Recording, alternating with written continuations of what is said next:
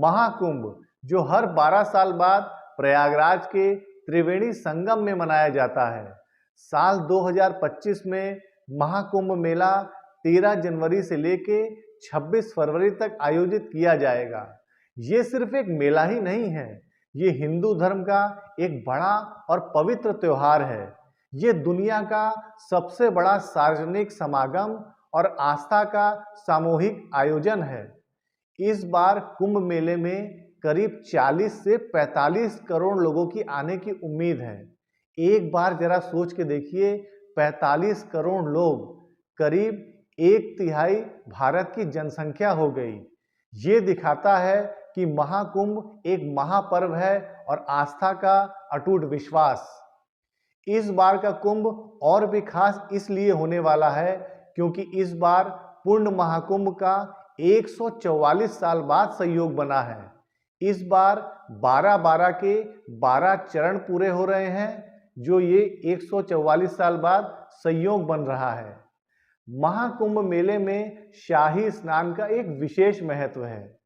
शाही स्नान इस बार 6 हैं।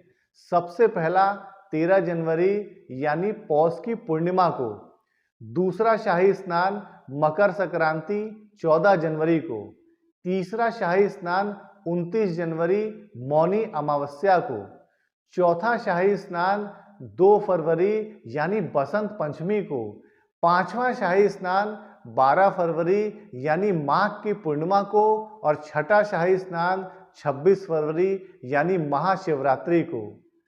धार्मिक मान्यता है कि कुंभ मेले में स्नान करने से आपको सभी पापों से मुक्ति मिलती है और आप मोक्ष को प्राप्त होते हैं। आइए अब देखते हैं क्या है कुंभ की पौराणिक कथाएं, कहां-कहां कुंभ का मेला लगता है, ये 12 साल का क्या रहस्य है और आप कुंभ में ऐसा क्या उपाय करें ताकि आपको मोक्ष की प्राप्ति हो। कुंभ की कहानी समुद्र मंथन से जुड़ी है। एक बार असुर और देवता समुद्र मंथन कर रहे थे, तभी उसमें से 14 रत्न निकले और आखिरी में धन्वंतरी देवता अमृत का कलश लेके निकले थे। अमृत पाने के लिए देवता और असुरों में युद्ध हो गया। तभी भगवान विष्णु ने अपनी सवारी गरुड़ को उस अमृत की सुरक्षा सौंप दी। गरुड़ जब अमृत लेके उड़ रहे थे, तब 4 जगह उस अमृत की छींटा पड़ी थी, नासिक, उज्जैन, हरिद्वार और प्रयागराज। तभी से इन 4 स्थानों पर कुंभ का पर्व मनाने जाने लगा। आज हम बात कर रहे हैं महाकुंभ की, जो 12 साल बाद प्रयागराज में मनाया जाता है। अगर हम ग्रहों की बात करें तो जब गुरु वृषभ राशि में होते हैं और सूर्य मकर राशि में, तब महाकुंभ का संयोग बनता है। गुरु करीब 1 साल तक एक राशि में रहते हैं और कुल 12 राशियां होती हैं। तो जब गुरु वृषभ राशि में जाते हैं तो उनको दोबारा वृषभ राशि में आने के लिए 12 साल लगते हैं। इसलिए ये महाकुंभ 12 साल बाद मनाया जाता है। पौराणिक समुद्र मंथन की कहानी में भी अमृत पाने के लिए देवता और असुर 12 दिन तक लड़ते रहे। उस समय का एक दिन आज के 1 साल के बराबर है, इसलिए भी 12 साल बाद महाकुंभ मनाया जाता है।